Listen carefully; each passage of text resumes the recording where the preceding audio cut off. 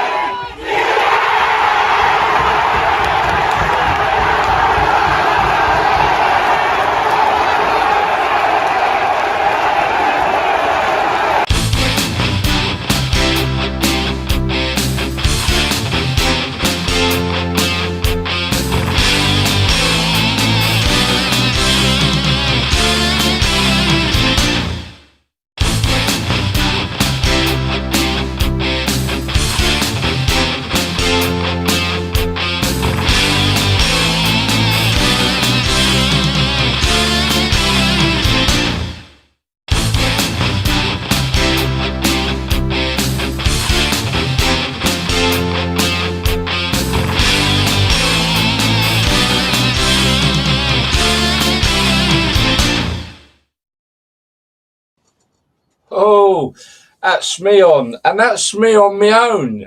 What we're going to do this week?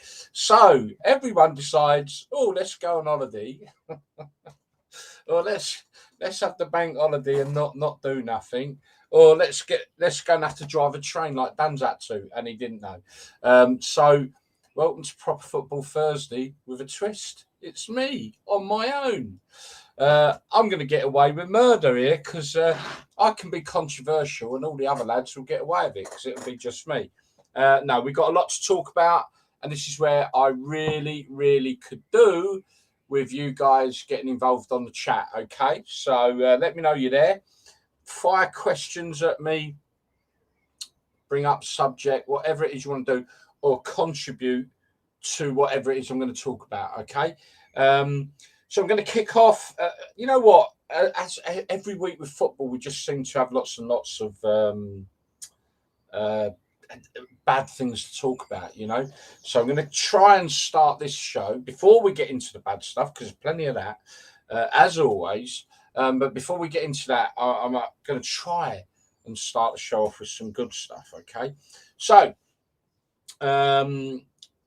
before I do, those of you who are on our social media groups, Facebook, will notice that we have set up a different group. Now, we got the page, but we had a group page which we had as private, which restricts everyone. You can't share, it's harder to find, and so on and so forth. We can't just switch it. You can't switch it to public. So we've had to start a new public group. So if you're sat on our old private group, get yourself over to the public group, because we will eventually shut that one down, and we want to be public. We want everyone to find us, everyone to have their say, and be able to share content and everything else. So that's that. Like I say, everyone's really busy. It's bank holiday. We could have not had a show tonight, but I felt that there's so much gone on, so much to talk about, even though it's going to be me on my own. But I'm not on my own. I've got you. So join in on the chat, talk to me and get involved. So, like I said, I'm going to start off with some good things, but then there's lots and lots of bad as normal. But anyway, look, big shout out to Nottingham Forest. Well done, Forest. Well done, Boatsy. Well done, Mark, down there at Carlton Town. All Forest fans. About time Forest got back up into the Premier League. And I'm sure the Premier League are quite happy to have them there as well. A massive shout out to Solihull Moors and Grimsby Town getting to the playoff final for the National League. I am going to come on to that because just more examples of the bullshit people who run our beloved sport. But we'll talk about that shortly. But for now, big shout out. And what a game! What a game we had, didn't we? Wrexham 4, Grimsby 5. What an advert for football that ain't elite. But no, Solihull Moors. Could we have another Birmingham club in Football League? We could very well have. We are going to talk about that a lot more, the final, because there's a lot of controversy that sits around that. Okay. If you're on there and you're listening, I'm not picking up any messages coming through. So if you don't mind, somebody drop us a message just so that I can make sure that's all working. And I'll keep an eye on the Facebook as well, just in case they're not coming through, because nothing's come through yet. Right, okay. So, yeah, National League playoff final is between Grimsby Town and Solihull Moors, and it's being played at West Ham United. Again, we'll come on to that in a moment. Some good news, although, again, leading into bad news. Chesterton and Hook, we mentioned these the other week when we were talking about the debacle of hiya, Sam. Hi, Anthony. Thanks for that, guys. Look, stay with me tonight, guys. I know I'm on my own, but look, I've got a lot to talk about and some really good stuff, and I want you guys to get involved. So, Chesterton and Hook, we mentioned this as part of the discussion with Mick, the chairman of Colton Town, the debacle of the shuffling of the non-league sides that basically mean that a lot of them have got to spend out a lot more money, and money they haven't got. Well, one of the clubs that we highlighted that had been really shafted quite badly the previous season and then got relegated this season for good reasons was Chesterton and Hook. Well, the good news is, I say it's good news, but I'm not sure so much it is. Hello, Ben. Port Vale getting promoted to League One. I'm happy for the owners and the manager, but as a Stoke fan, I'm not happy about it. Okay, Ben. Yes, I should have mentioned that. Port Vale winning their playoff final. Ben, who's a Stoke fan, fair play to him, but not happy. Well, I wouldn't be. I've got if it was me. Sorry, Chesterton Hook. So. Yeah, so they've now been reprieved. They've now been told they're not going to get relegated. All right, still playing in a league that's way too far for them to travel. However, the only reason that they have been reprieved, and this is a real big worry down in non-league, in my view, is that Ringmere AFC, who had won their league, backed out of promotion. Now, there's only one reason why they would have done that, and that is because they couldn't afford to be promoted. And this is what we're seeing through, again, the season. Do you know, I said I want to start off on good note. There's been a couple, and I've got one more to come. But there never is that many good notes, is there? But no, I mean, look, the reason why clubs are struggling is because they've got no money. And they're finding it too difficult to go be promoted. 2 clubs this season in non-league football put in a request to be relegated. What does that say? Not good, is it? Right, okay. So good news for Chesterton, but the reason it's happening is because clubs can't afford to get promoted, and that ain't good. Okay, right. So, well done, Nottingham Forest. Well done, Port Vale. And well done. I forgot who was in the other one now. Oh, dear, oh me. That's not good. This isn't proper football if I can't remember who got promoted into Championship. Anyway, never mind. Someone can remind me. And then you have Macclesfield. This is Ben. Right, let's have a look. And then we have Macclesfield FC have been promoted to the league. Yes, they have. Into our league. Right, okay. Oh, Ben, you're Kidsgrove. That's right. I get you. Kidsgrove and Stoke City. Been promoted into our league and they've gone full-time. Madness. So much money at that club. Sunderland, of course, Sam. Thank you. My God, sorry. And I know some great guys up there and I can't wait for a weekend out with the Mackhams. Because let's face it, I ain't going to get a weekend out with the Geordies because we got relegated. Never mind. Okay, yeah, so I hear what you're saying, Ben. You know, what can you do? You know, I wouldn't, it's hard to knock them. They're a side that got, you know, a part of, you know, the whole problem we got in football in this country with money. And Ben, I can't knock them. The fact that they've got that money and the reason they're in the leagues they are is because of the way the league handle people that go into administration and everything else, and you put a club of that size with that sort of support base down into a league that is so minuscule down the pecking order, ain't fair on the other clubs, is it? Let's be honest, because they're going to run away with it every time, and they're going to run away with your league. And as you pointed out, they're a professional club.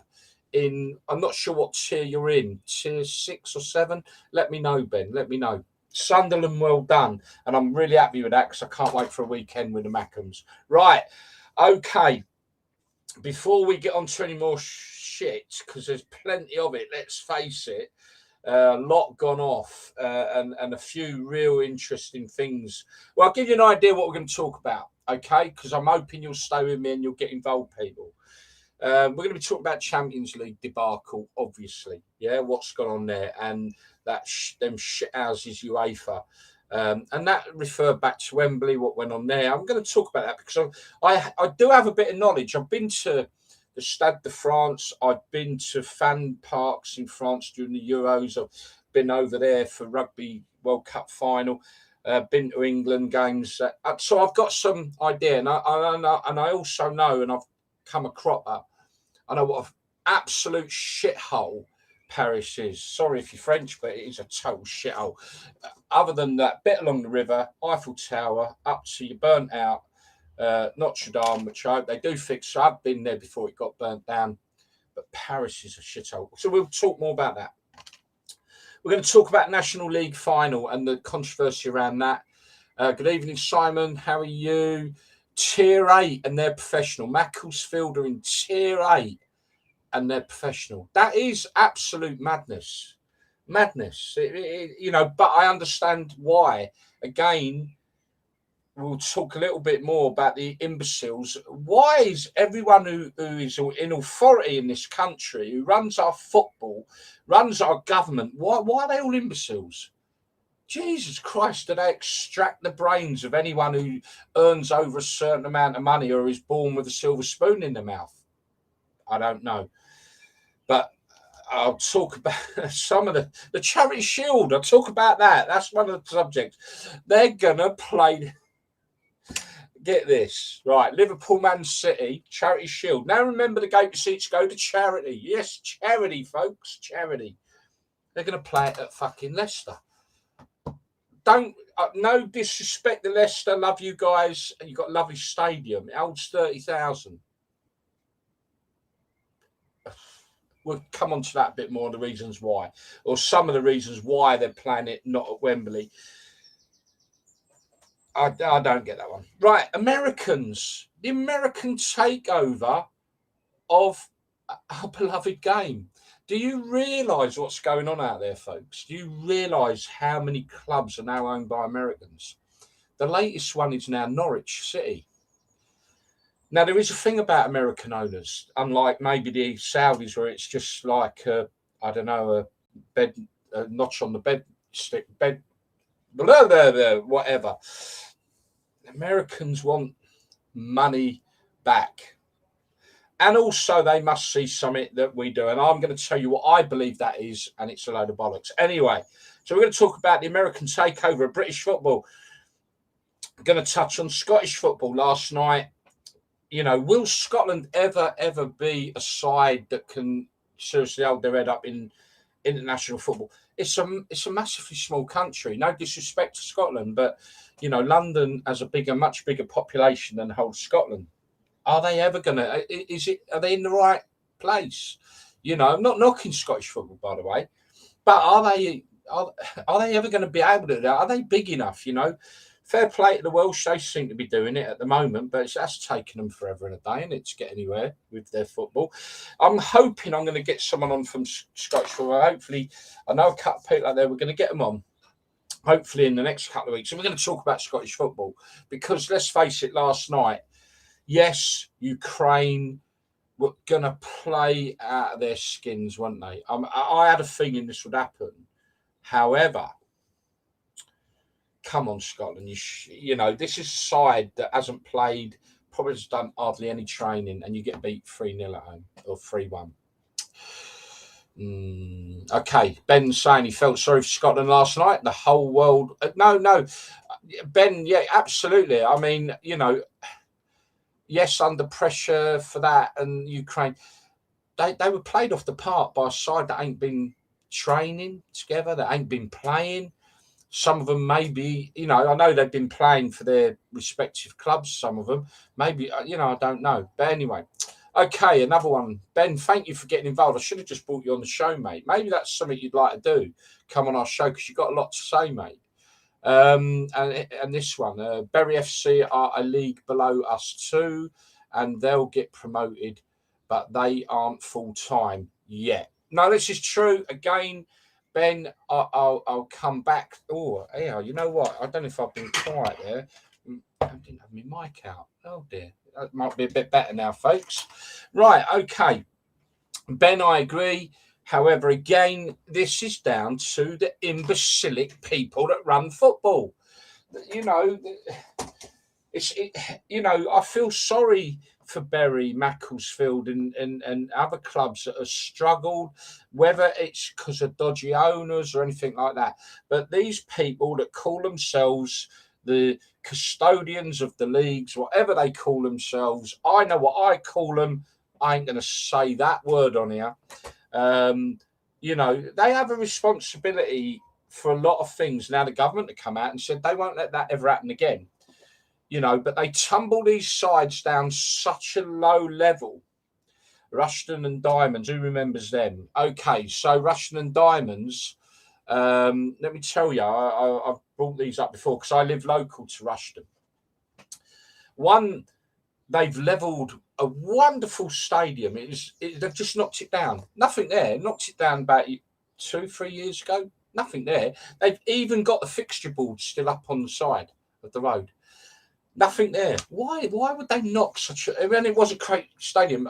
Some of you may have gone there. You may have witnessed it. Great stadium, knocked down, levelled. Nothing put on it. It felt like it was vindictive what they did. Anyway, my point is, because I'm waffling, my point is on this is, again, Rushden and Diamonds fell out the league through going into administration. The fans then started up AFC Rushden and Diamonds. Again, they set it back up a little bit like Wimbledon, and were put in they were put in Division 2 of the United Counties League, where they were playing local village clubs.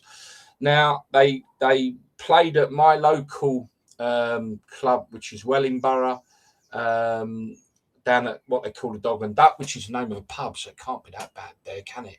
It's only a little ground, and so they were playing there. And I mean, in that first season, they played a game, and I think it attracted like 1,200.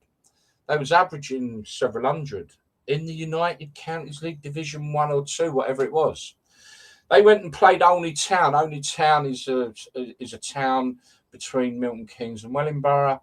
It's a sort of ground where it literally is a couple of dugouts and your barrier around the field. They took 500 away fans to that game. All right. Clearly, they're in the Southern League now anyway, so they're a bit more now in a league where they can hold their own and hold their heads up a little bit higher. But this is the problem, Ben, as we're saying. It tumbles down. So they tumble these big clubs down so far that these clubs have got a fan base. They take that fan base, they rebrand themselves, whatever they do. It's inevitable that they are going to just smash every league they're in, at least for the next few years. And that ain't fair on everyone else. And it ain't fair on them, because let's look at Bury. Sorry if I'm going on about the subject, but we're on it. Let's have a look at Bury, right? Now, Bury, we all know what's going on. Dodgy owners. Again, the league should have dealt with that in the way it should,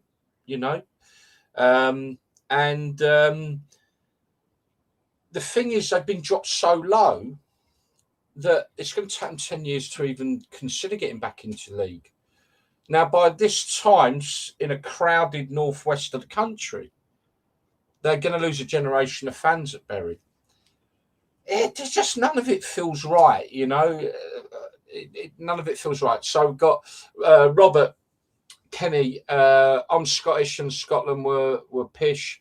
That's a polite word for shit, I think. But anyway, sorry.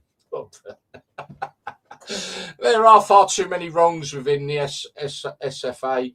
Steve Clarke was destined to fail. He's done nothing at all.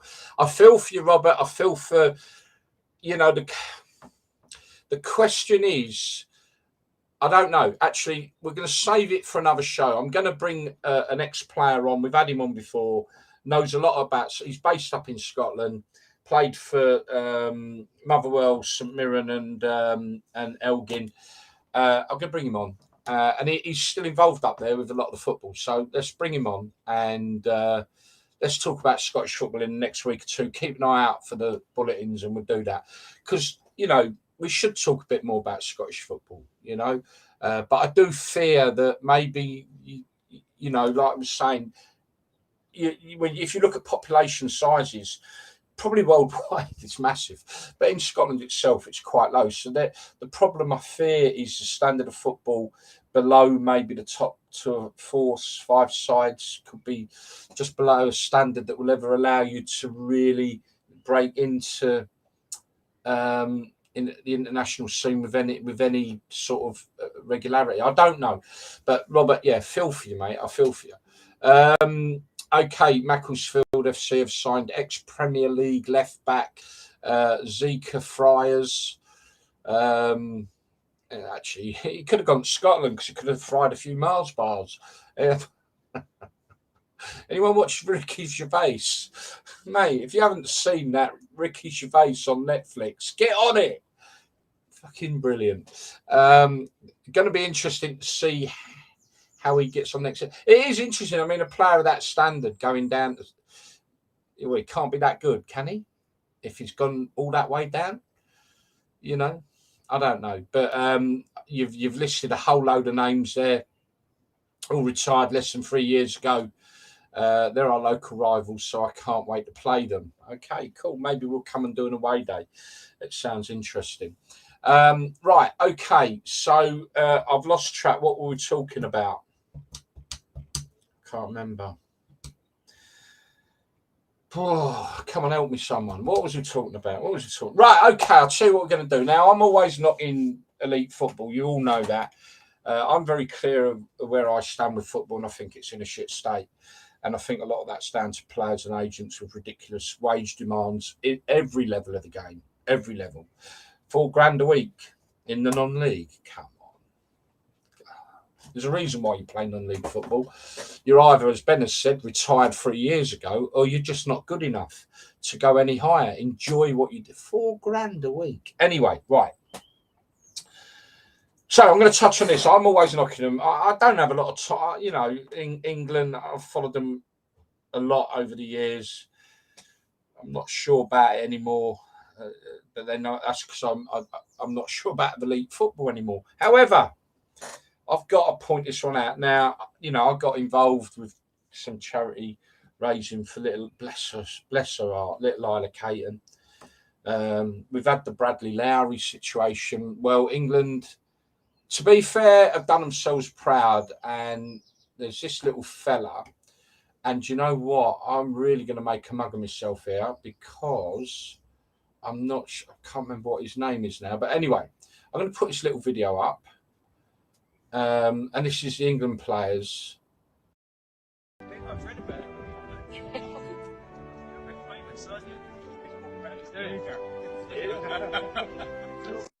Massage. Dr. Massage, how are you doing? How are you doing? I just want to wish you all the best. Oh, you been all right? As well, so wish you well. Good luck, mate. There you go. That's okay. No worries. Thank you so much. Thank you. That's okay. Hello, Jack.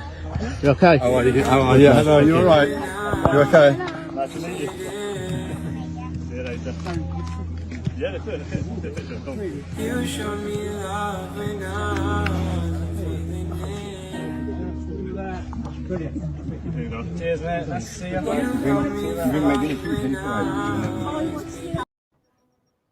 you. So well done, England.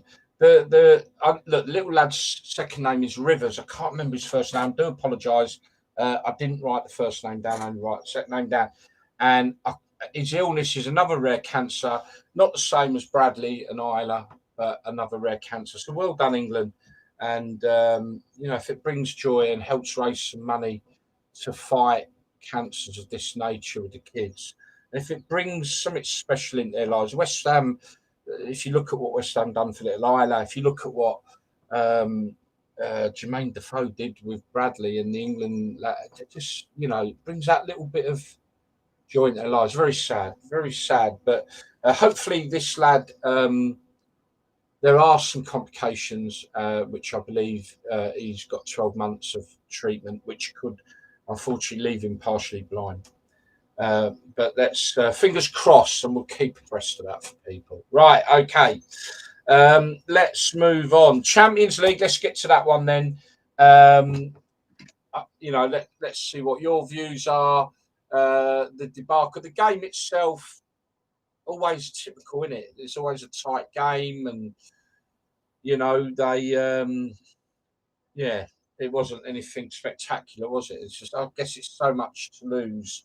They play it so tight. Now we're going to talk about, obviously, the debacle that went on outside. Now, I can, with some knowledge and of Paris, and I do. I've been out a lot, football, rugby, work, and I'm telling you now, it's a shithole. You know, you've got your Eiffel Tower, the River Seine, and that's all really lovely. Step 1 meter outside of that little city circle, because bear in mind, and maybe you don't know this, but Paris is it's a very small city. It is just, you know, you've got the City of London, and in a similar vein, but Paris is literally, genuinely, just a very tiny bit in the middle, and the rest of it. And I know this for a fact because I was out training some drivers many years ago in Paris, and oh boy, did I see some sights. And it's got a lot worse since then. And yeah, Paris is very small. Now that final was played in St. Denis, not Paris, in St. Denis. And I've been around there at night in a van, and I'm going back probably 15 years ago, and it was awful then, right? Now we went out there recently for, I want to say recently, 2016 for the Euros. Went out to St. Etienne. We got that awful draw. And like a lot of England fans turned up in Paris over that weekend, we all edged our bets and booked our hotels and our travel because we thought we would be playing Northern Ireland in Paris. But we weren't. But we still went. We thought it would go out there for the weekend. We booked it up. We paid for it. So we went out there along with about 20,000 other England fans that seemed to be there.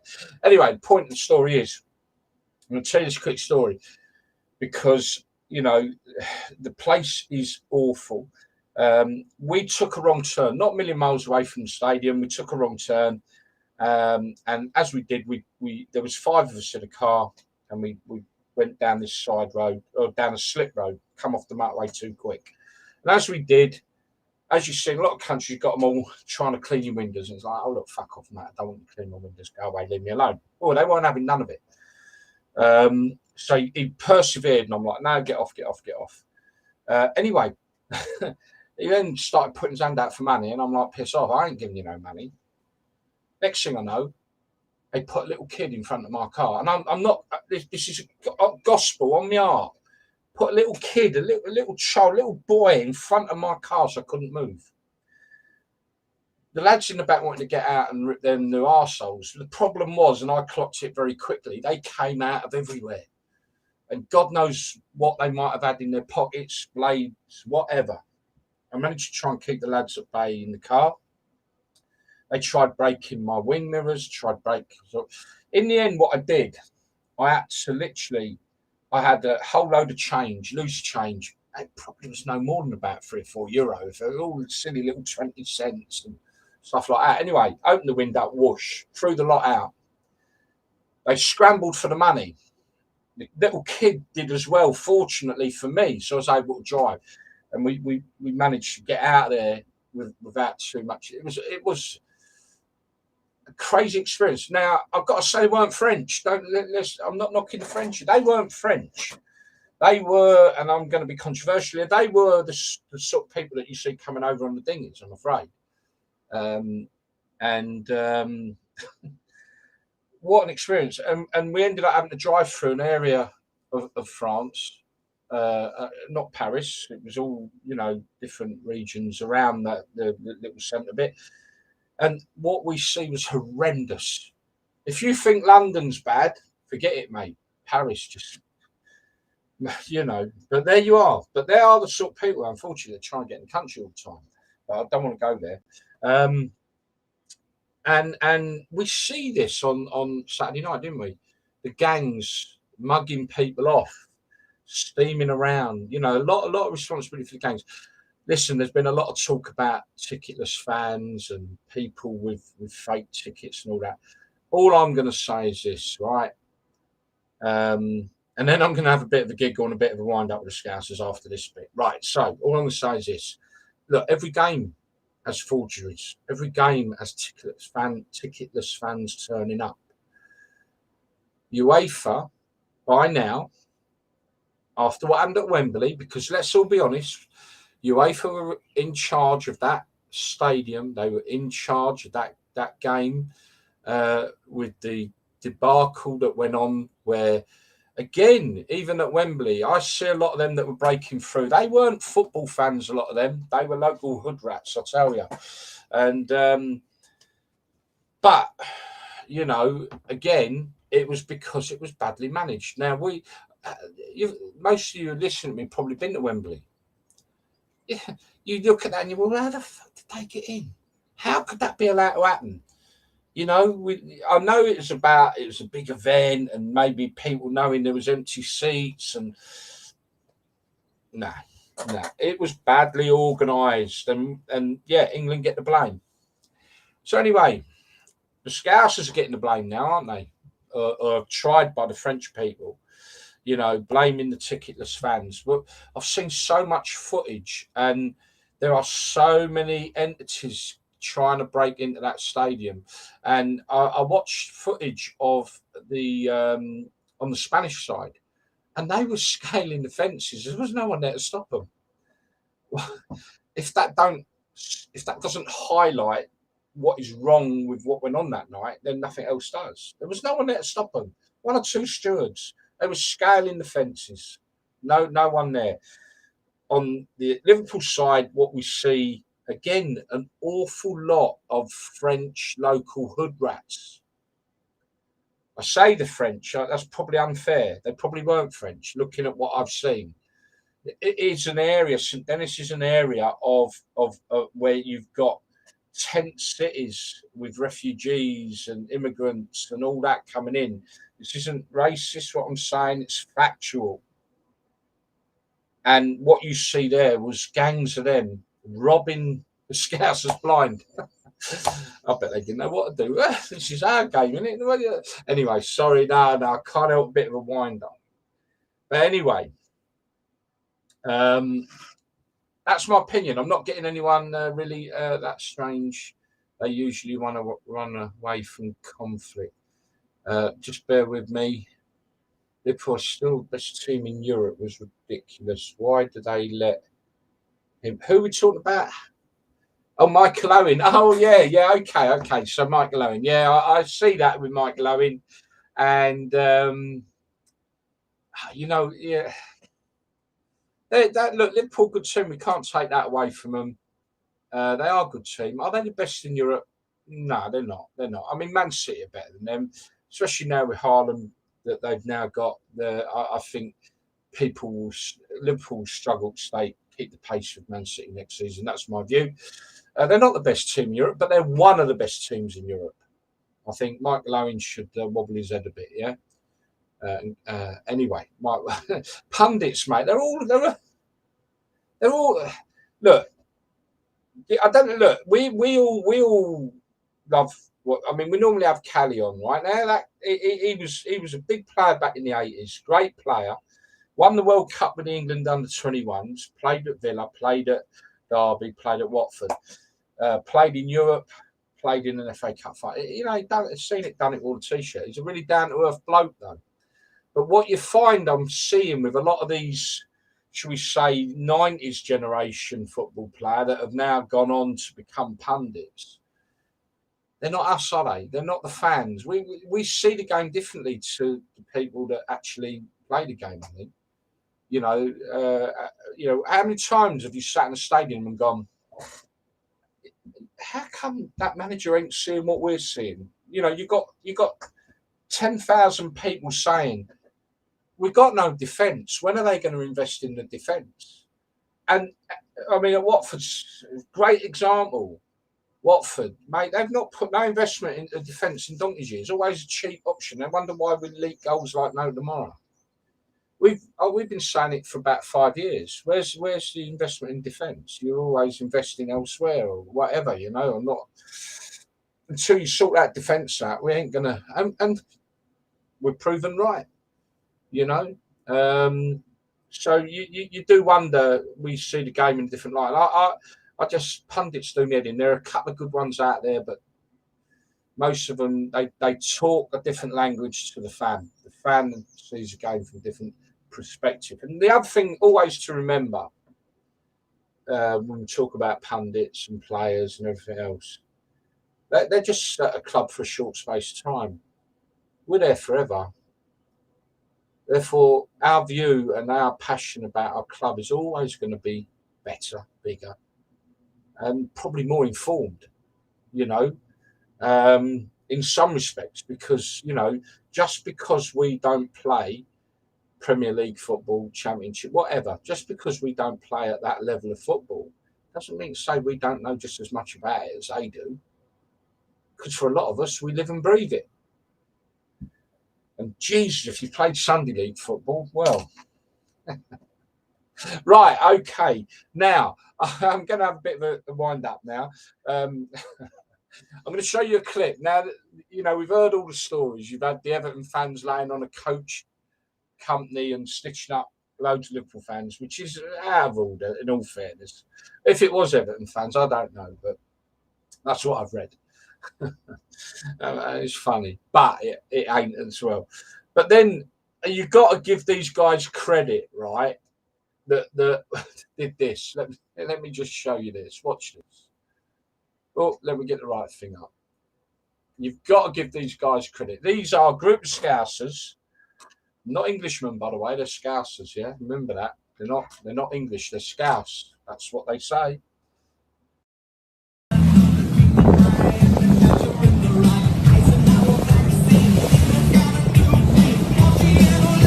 Well, just pulling into France. That pad's got a little fucking wave.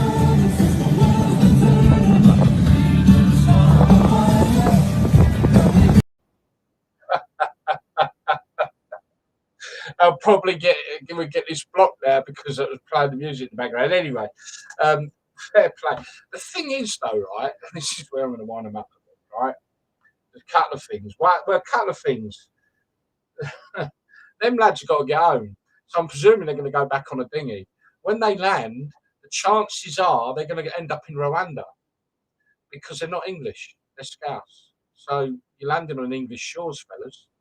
And we know what's happening now. You're getting sent to Rwanda. Anyway, no more about that. Look, Liverpool losing 1-0. And another little wind up on that one is, well, Liverpool, do you know what? English teams have had a lot of success in Europe over the last few years, haven't they? Almost dominated it. All English final last year. Just it's a shame you're not an English club, because that might have brushed off a bit on you and you might have got a result.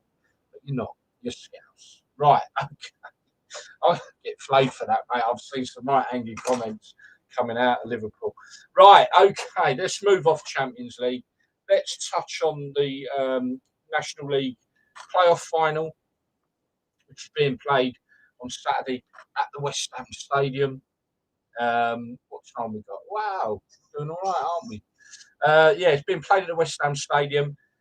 This is out of order. I mean, again, I'm going to come back. You know, week in, week out, you hear me talk about, you know, the debacle that's going on at every level of our game. And it all comes down to the imbeciles that run our game. It just feels like they have their brains extracted because you earn so much money and that's it. You're not allowed to think. You're not allowed to use common sense. You know, I feel the Grimsby fans, the Solihull fans, are up in arms. Right? And I am completely on their side. However, slightly different view that I'll have, because I really do think this is a debacle. First of all, they're up in arms because they're getting charged 40 quid a ticket. All right, that's that in itself. This is non-league football. Okay, non-league football. I don't know if I don't think I have I? Let me just have a look. If I haven't done it, have I?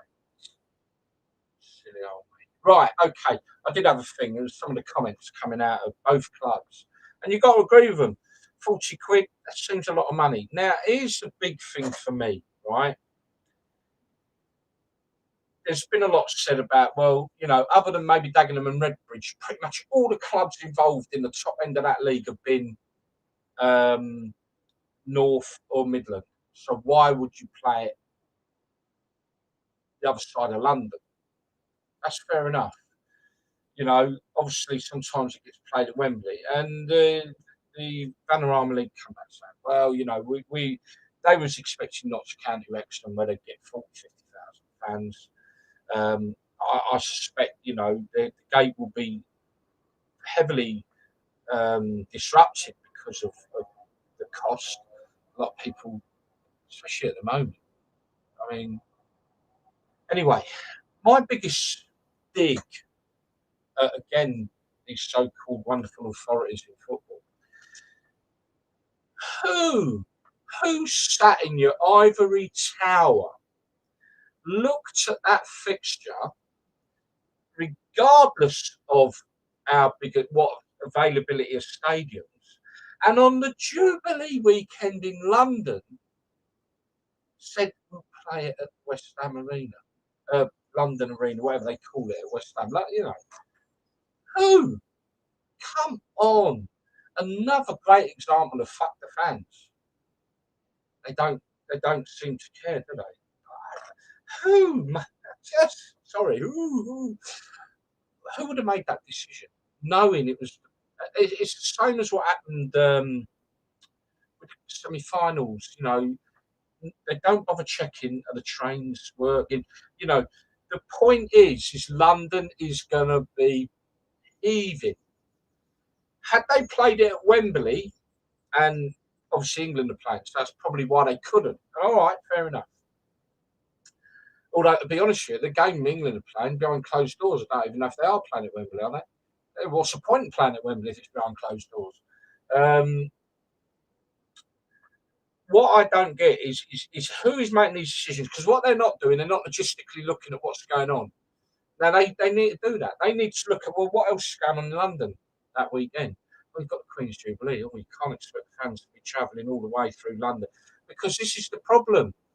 If it was Wembley, you don't actually have to go all the way in. I'm not saying it should be Wembley. I mean, it should have been somewhere different. Surely there was a ground capable of dealing with that somewhere else in the country and not in London if Wembley wasn't available. Not knocking West Ham or anything. You know what I mean? But Jesus Christ, it's Bank Holiday weekend, Queen's Jubilee, London's mad this weekend. Who makes that decision? Imbeciles, mate. Imbeciles that run our beloved game and are running it into the ground. Right, okay, so that's where we are. I feel sorry for them. I hope that fans that make it down have a lovely time and experience. Yeah, Solihull and Grimsby, well done, both of you. Okay, we're going to move on. Again, I touched on it earlier when I said what I was going to talk through. We've got a few more talking subjects to come up yet. Charity Shield's been announced yesterday. They're going to play it at Leicester. Charity, yeah. So normally there's 80,000. So you've got the Women's Europa League, whatever. I think the game is on the Saturday or the Sunday of that weekend, right? Leicester, 30,000. Not knocking Leicester, by the way, people. Not knocking them at all. Lovely stadium. They do some wonderful, like, sausage roll things. Don't know what they're called. If you're a Leicester City fan and you're watching this, let me know.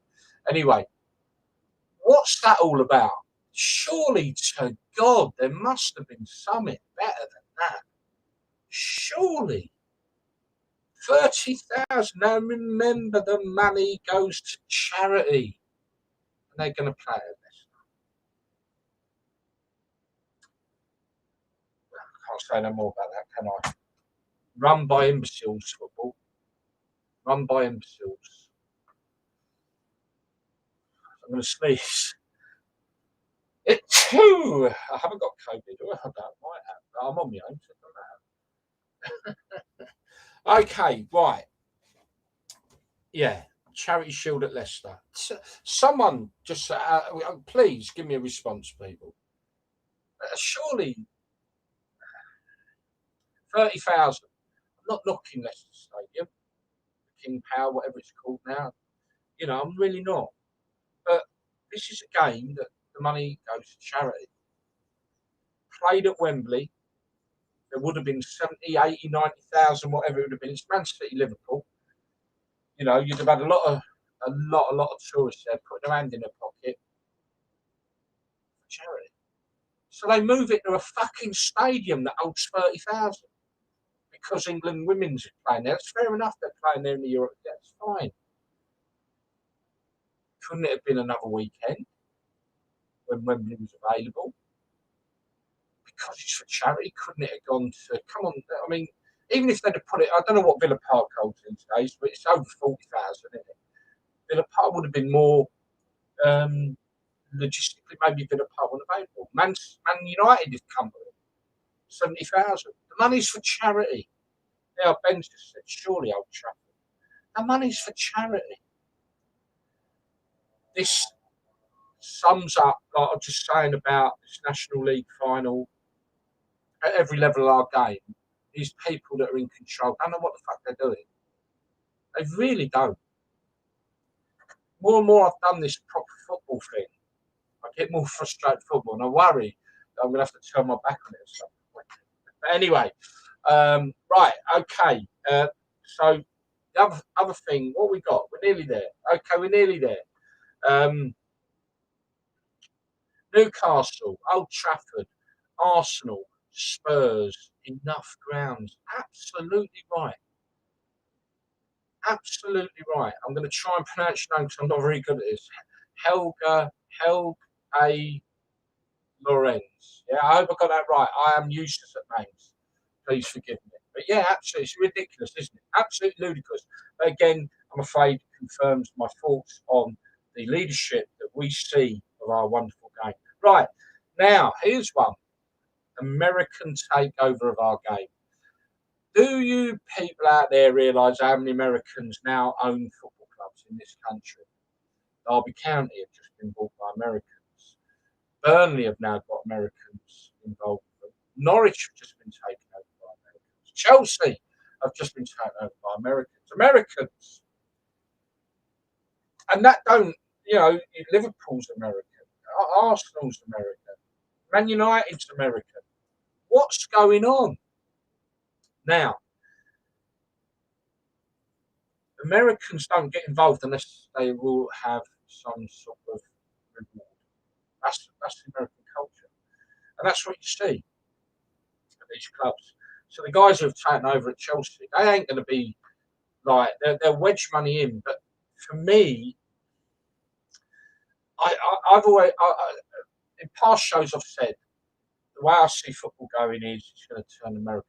One, because a lot of the money through the TV rights is now abroad.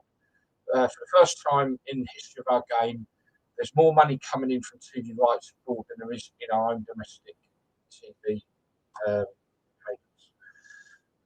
That means that the Premier League will start pandering to the foreign market. And we all know what the Americans, razzmatazz, you know, all the things that go with what they want to see in sport. That ain't what we're about. That ain't what our game is about. And I fear that we're seeing this onslaught of American ownership. Is it because they see what I see? Are they seeing what I see? The game becoming Americanized. You're going to go and eat your popcorn, have your hot dogs thrown at you. You're going to go rah, rah with your big furry fucking club things, yeah? Are the Americans seeing what I am? And is this why they know there will be revenue at the end of this because the American market will lap it up. The Americans are heavily involved in our game. Like I say, just look at the purchases in the last month. Norwich, Derby, Chelsea, Liverpool American, Arsenal's American, Man United's American, Burnley's got American involved. Wrexham, I don't know. I don't know. I hope and pray I'm wrong. I truly hope and pray I'm wrong. I've said it before, I'm going to say it again. The way I see this bullshit league going, the Premier League, is the route of rah, rah, rah, rah. Adele's on at half time. Tickets are going to be £100 a pop if they're not already anyway. Is this why the Americans do not come in if they don't think they're going to make revenue out of this game? And right now, because of ridiculous player wages, who I hold players and the agents responsible for a lot of the problems in our game, because of that, a lot of our clubs run at a loss. The Americans, they won't. And I think if you look at the way they run at Liverpool, the way Man United have run, they ain't, you know, they've not lost money. And these Americans buying Chelsea, you know, and Norwich, we don't have own at Norwich all day. Come on, you know. Just having a quick check, catch up on what we got here. Makes me glad the owners of my club, Stoke, are English and they are local people who are also Stoke fans, same as Paul Vale. Just have to watch the MLS game, absolute god awful standard football. Yeah, that may well be. I don't disagree with you on that about the MLS, but I just think that I think I've made my point. Right. Oh, we've got 8 minutes left, and I've been on my own. I hope I've done all right, folks, and I hope you've enjoyed it. Right, quick couple of things, and I'm going to finish off a couple of nice things in a minute as well. Let me just go through here. I've done the Championship, done American. Scottish football, we've already touched on that a little bit. Chesterton, yeah. Okay, Champions League, yes. We've said congrats to certain clubs. I think Boats is still getting over the fact that they're Premier League side after 23 years. Or 22 years, I think it was, I'm not sure. Right, okay. I am going to finish off with 2 last things there. And this is a nice one. And I know we all knock Leeds, and I know we all, you know, give them a, you know, you always get the jokes about Leeds will always take more. Well, Pablo Hernandez, he obviously played for Leeds, 175 games, 36 goals, became a legend at Leeds. He's obviously finished his career out in Spain in his hometown club of Ude Castellon. Not sure. Here's the crazy thing. Over 250 Leeds fans went out to Spain for his last ever game. He's retiring. It's like he actually owns that club, by the way. UD Castellon or something. Me and funny names don't get on. Pablo Hernandez, are you glad I got that right? I think I got that right. But yeah, they went out. Let me just quickly pop this photo up. Bear with me. So this is his reaction to that. Bear with me. Here we go. Oh, that's that straight on, straight off. So that's his reaction. But yeah, they've estimated over 250 of them out there, and you get the videos and you can hear them all singing his name and all that. And isn't it lovely? You know, fair play to Leeds fans. You know, they are crazy loyal fans. You know they are. And I tip my hat. And it is nice to see that relationship, you know, is what it is. A lot of players these days live on planet Zog with their billions of pounds. And you all know what I'm like about it. I can't stand. I don't like the players. I really don't. I think they're one of the biggest problems in football. They've become greedy. But it's nice to see it when there's that sort of respect between the player and his fans, that they respect each other that much that they do that. It's really lovely to see. But yeah, there we are. Okay, folks. So that was that. And of course, got to pop this one up. You know, I've got to come on. I'm gonna make. There she is, Lizzie. Right, obviously we know it's the Jubilee weekend, and for all the haters out there, bog on and jog on. But look, enjoy it, because I'm going to put a down on you, the older generation now. I thought about this, and I remember back in the day the Jubilee in '77 as a kid, a big street party and everything. The whole kid, brilliant, really good fun as a youngster. And there's been numerous. The Golden Jubilee, you've had the Diamond Jubilee, now we've got the Platinum Jubilee. You'll never see it again. Never going to see it. No one. We don't know what the future is. I know, but with the royal family, but you're not going to see this again. This is history, and for all those that are knocking it, don't knock it, because it is a bit of history that we're seeing and experiencing. But for the older generation, like me, and those who are of an age, you ain't going to see another one. That's the end. So really enjoy this weekend, folks. Take it all in. I watched Troop of Colour earlier. Fantastic. I love all that. But take it in. If you're in London, enjoy it. But take it in, because you ain't going to see another one. There is no way we're gonna see another Jubilee. Now, and I say that, I'm not saying that the royal family will be gone. I'm not saying that, but if you think about it now, Charles won't make the 25th, will he? Let's be honest. Come on, he's 70 now, right? So that means it's going to rain for a little while. And then William, 25 years before the first Jubilee, right? Yeah, so I'm not putting down on it. What I'm trying to say, folks, is just enjoy this wonderful historical occasion. Enjoy it. Be proud of it, because you ain't going to ever see another one, and you're part of history. I hope you've enjoyed the show. I really do. It was a bit daunting whether to do it on my own, but I'll give it a go, and I hope you enjoyed it. All I can say about proper football is that we've been doing it this season, but and we want to take it up a level. It's cost us a few bob. I've got to be honest, and I think I said it last week. We are going to be putting out the begging cup. I think I said before, whatever we would keep a complete open book. Anyone will be able to see what money's come in and whatever through the begging cup, which is buy us a cup of coffee and we're calling it a beer, more in keeping. And we're probably going to do some football cards, because we want to get a full programme of away days, which is good for promoting grassroots football. We got let down by the website, and we want to get that reinstated and work on the website. It all costs a lot of money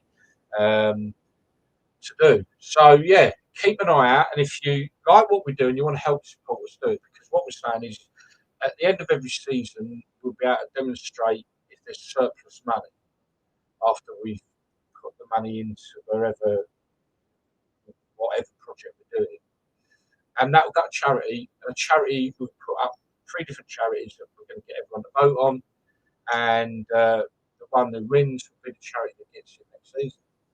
So that's what we're doing. And we complete open book. Anyone will be able to see requests, anything we do.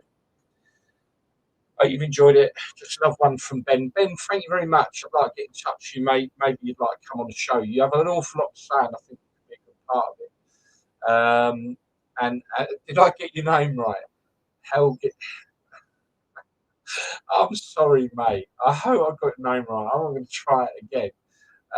Just quick then, my team, Kids Grove Athletic, have Soccer AM coming down for a pre-season game against Crewe.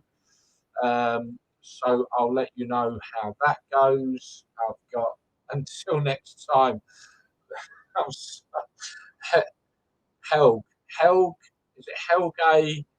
I'm sorry, mate. But please join us next time. Keep an eye on what we're doing on our social media. And I haven't put up any of the captions. So please subscribe to the YouTube channel. Catch us on Instagram, on YouTube, and subscribe on Twitter, and of course Facebook, and the new page, what we're doing. Just last thing then, and one of our strips is sponsored by a charity, and all proceeds go to that charity. It's brilliant. Well done, Kids Grove. Well done, you, for putting up with me for an hour. All right. Like I said, especially the older generation, enjoy this piece of history that we can never enjoy again. Have a lovely weekend. God save the Queen, and God bless you. Bye for now. Oh dear, I got it wrong. Bye.